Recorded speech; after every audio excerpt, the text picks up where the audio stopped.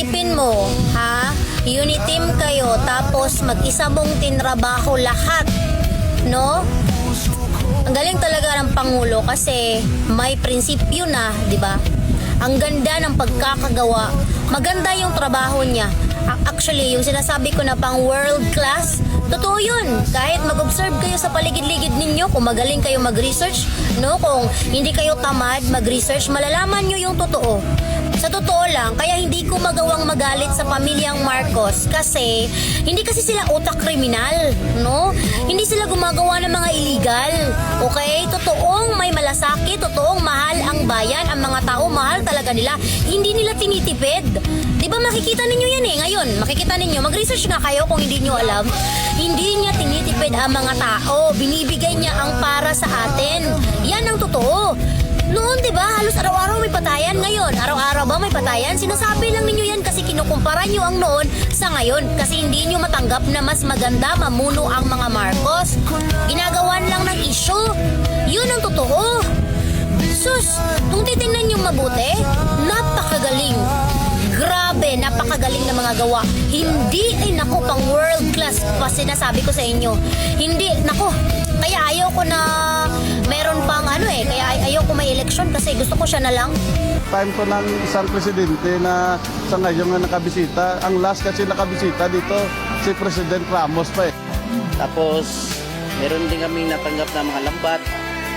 Yun yung pinagkukunan namin ng hanap buhay namin sa araw-araw. Paano ako hindi bibilib sa kanya?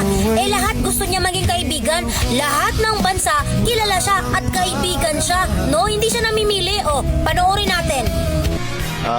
What countries have invited me? All. What countries will I accept? All.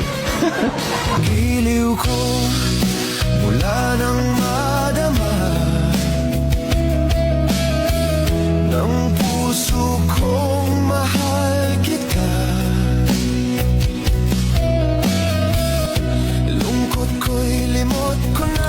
O diba, kung ibang pangulo yan, kaya nilang gawin yung ganun? Baka pipiliin lang nila kung sino yung gusto lang nilang kausapin. Naku, hindi pwede yan. Para sa ikakabuti ng bansa, kailangan lahat kaibigan mo. Lahat alam mo kung paano mo pamunuan. Ganun yun, hindi mo sisiraan. Kasi kung sisiraan mo, personal lang yun interest. Personal na lang yun, kagustuhan para ikaw ang maging bida. Sisiraan mo yung, alam mo yun? Alam na yan. Naku, propaganda lang yan. Tanungin mo yung kabila, ano ang sasabihin? Yung puro pamumuna, no? Parang pamumulitika lang ba para maging sila yung maging bida sa mata ng mga tao. Naku, alam nyo, ang basihan ng mga tao ngayon, yung natatrabaho ka, yung may prinsipyo ka, yung may dignidad ka, ganon, yung matalino ka, ganon, dapat matalino ka. Okay? Marunong yung leadership kasi na tinatawag, marunong kang mamuno, 'di ba? Alam mo kung paano mamuno sa bansa. Hindi lang iisang tao yung pinamunuan mo, marami. Kaya normal lang na meron talagang magagalit, lalong-lalo na kung magaling ka. Normal lang 'yun.